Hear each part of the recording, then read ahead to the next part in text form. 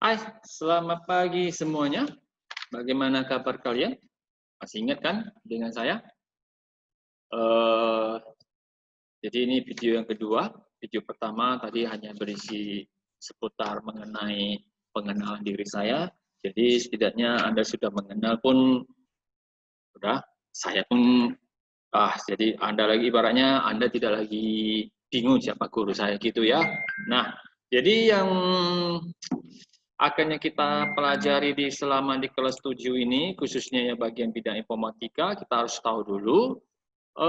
Yang pertama yaitu, yang di sini saya ambil langsung dari Permendikbud ya, Permendikbud nomor 37 tahun 2018, mengisi semuanya mengenai kurikulum yang ada di K13 ini ya, kurikulum 2013. Nah, jadi yang dari kelas 7 ini, yang pertama yang akan kita pelajari yaitu yang pertama mengenai teknik komputer. Di sini yang sebelah kiri ini itu berhubungan dengan pengetahuan. Pengetahuan berarti itu ibaratnya lebih banyak dominan ke teori. Lalu di sini berhubungan dengan keterampilan, yaitu berhubung biasanya umumnya adalah praktek. Sorry.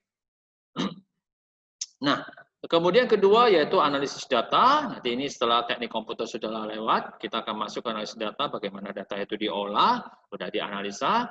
Lalu ada lagi namanya algoritma dan pemrograman, yang ini agak-agak kelas ya berat, lumayan ya, tapi tenang aja, semuanya itu bisa dipelajari, yang penting Anda punya kedisiplinan. Lalu dampak sosial informatika, yang ini nggak ada prakteknya, yang ada hanya teorinya aja.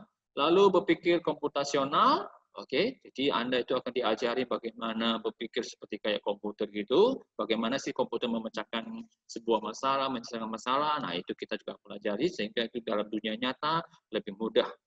Lalu praktek lintas bidang ini umumnya lebih banyak dominannya ke bagian praktek, tapi kalau kita yang apa, mungkin kita lihat kondisinya. Oke, nah inilah yang apa? Jadi kita langsung aja kembali ke yang pertama yaitu mengenai teknik komputer. Di dalam teknik komputer yang pertama yang kita akan berhubungan adalah mengenai perangkat keras dulu, udah. Nah di dalam komputer itu biasanya ada tiga ya, ada perangkat keras, perangkat lunak, dan penggunanya, usernya. Jadi mungkin ada orang bilang katanya segala macam pemakai gitu ya. Nah, jadi kita langsung aja ke bagian perangkat keras atau istilahnya hardware. Ya, perangkat lunak itu dibilang software, penggunanya itu dibilang brainware. Nah, mengenai sejarah saya tidak membahas terlalu banyak karena Anda bisa mencari lebih detail lagi di internet sekarang, banyak sejarah komputer, bisa baca semuanya dengan jelas. Oke. Jadi saya akan melanjutkan ke apa? Jadi contohnya di sini yang paling saya sampaikan yaitu hanya komputer yang pertama kali. Bayangkan dulu komputernya segini besar, sebesar ruangan Anda. Bagaimana ya? Sekarang komputernya kecil-kecil. Oke? Nah, itu. Nah, jadi kita langsung aja yang sekarang aja bayangkan sudah ada komputer tanpa keyboard, tanpa mouse ya. Semuanya udah pakai lesson tuh seperti handphone Anda aja tuh sebenarnya perkembangan dari komputer cuma dibuat agak lebih simple. Nah, yang selanjutnya lagi di sini dalam perangkat keras itu terbagi beberapa bagian. Ada nanti bagian peranti input, ada peranti keluaran dan segala macam. Supaya gampang, saya langsung buka halaman yang bersangkutan saja. Oke, nah ini bisa dilihat grafiknya ini. Jadi ada namanya bagian input, udah input atau perangkat masuk. Jadi fungsinya adalah dia memasukkan data. Apa yang mau kita ketik, apa yang mau kita klik, apa yang mau kita sentuh, itu semuanya alatnya itu disebut sebagai perangkat input atau dalam bahasa Inggrisnya input device. Ya.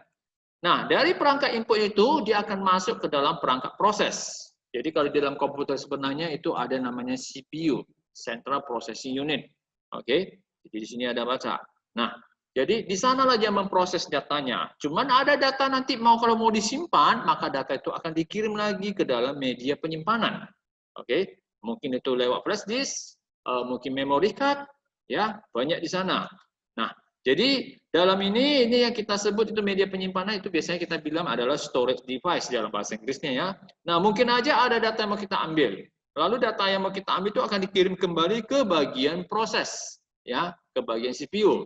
Lalu data itu mungkin kita mau lihat atau mau kita keluarkan dalam bentuk cetakan, itu akan dikeluarkan melalui perangkat output atau namanya output device. Itulah seperti kayak Anda sekarang lagi melihat dari handphone, layarnya itu adalah output, ya, monitor. Oke, kalaupun nanti Anda mencetak, itulah namanya printer. Jadi itu juga output.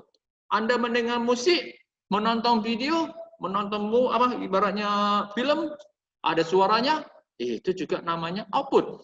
Oke. Nah, kembali lagi ke yang tadi. Udah, kembali ke yang tadi punya. Oke. Mana dia?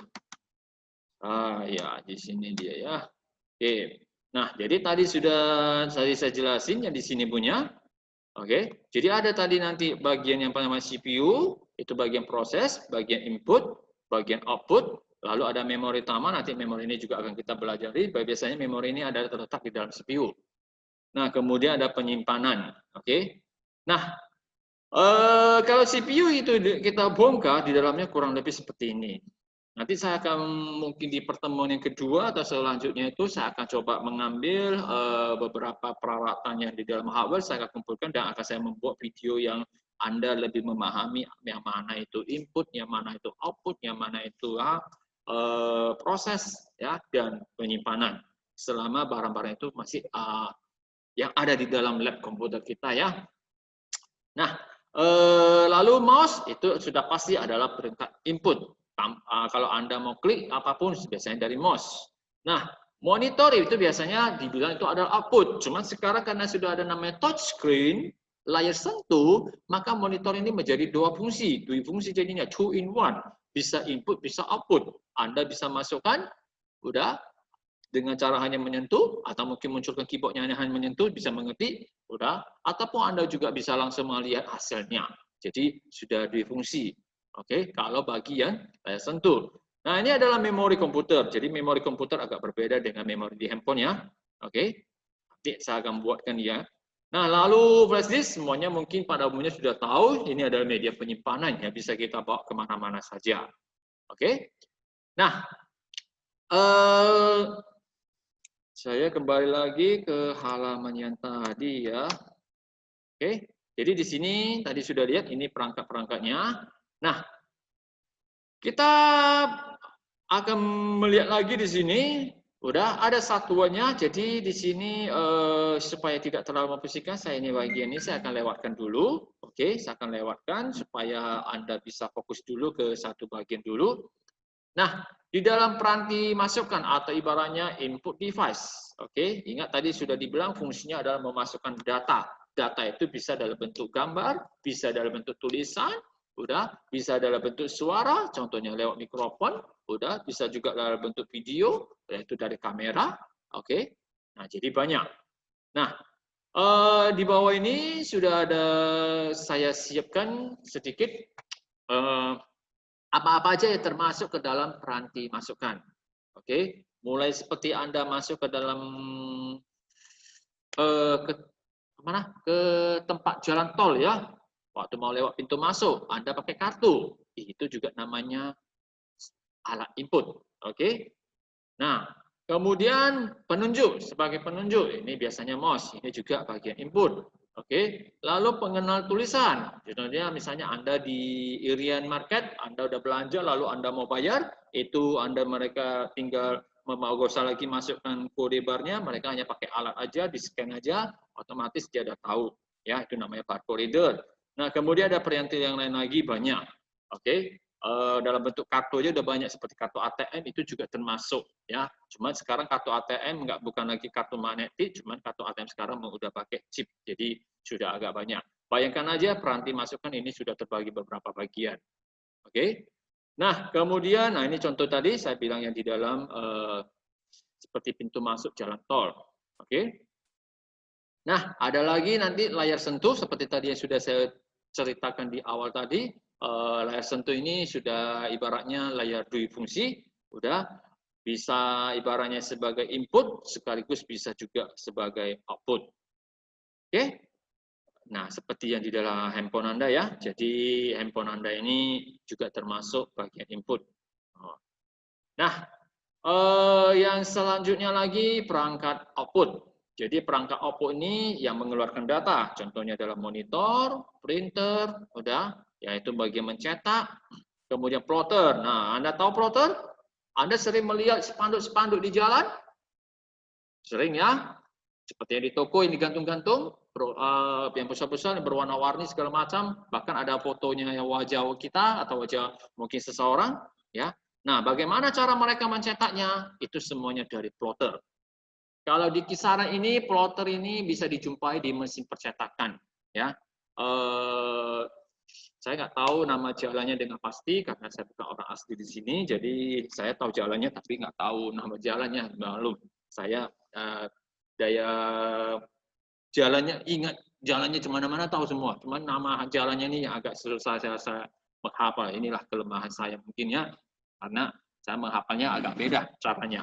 Nah, jadi jalannya ini pas di Anda tahu kan Tamsis ya. Tamsis, lalu kalau terus saja itu yang bisa ke Iman Market, tapi belum sampai Iman Market itu ada belokkan sebelah kiri yang bisa ke arah Tipo. Ya, di sudutnya itu sudah di persimpangan antara Jalan Cokro dengan jalan apa itu saya nggak tahu ya, Ibrahim atau apa saya nggak tahu, Malik Ibrahim ya atau apa namanya saya nggak ngerti ya. Oke, di sudutnya itu ada namanya, ada tempat percetakan spanduk. Oke, jadi kadang-kadang kalau misalnya terbuka itu nampak mesinnya seperti ini. Dia khusus untuk mencetak spanduk panjang, ya mungkin bisa sampai 20 kali lipat panjang dari printer. Oke, nah itu bagian plotter dia khusus ke spanduk. Kemudian keluar untuk bagian output juga suara tadi sudah saya bilang seperti Anda mendengar lagu itu lewat speaker ya, itu juga media output. Oke. Kemudian memori utama, nah nanti ini saya akan jelaskan secara ibaratnya lebih detail lagi. Oke. Apa itu RAM, apa itu ROM? Yang kita lihat ini adalah RAM. Nanti ROM-nya itu dijelasin, biasanya ROM-nya bentuk chip ya. Oke. Jadi kalau biasanya Anda beli handphone, Anda harus tahu juga RAM. Ya, itu yang Anda baca. Oke, memori. Jadi banyak. Oke, kemudian penyimpanan. Dia fungsinya untuk menyimpan data. Oke, bahkan sekarang flash disk saja sudah sampai mencapai 1 tera ya, bayangkan.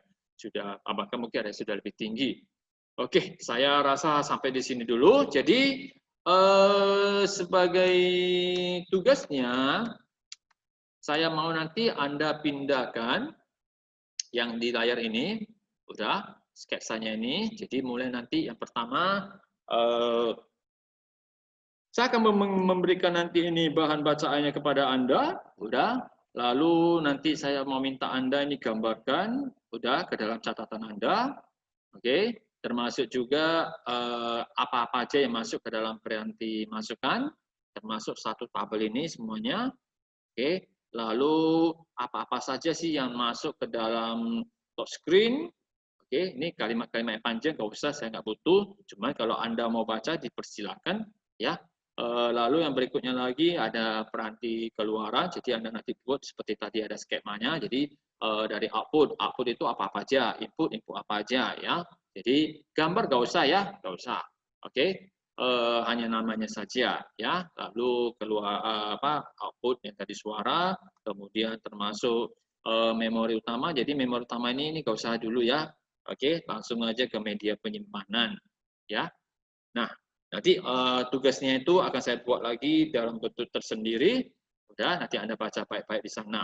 Oke, saya rasa demikianlah penjelasan saya mengenai bagian hardware ini.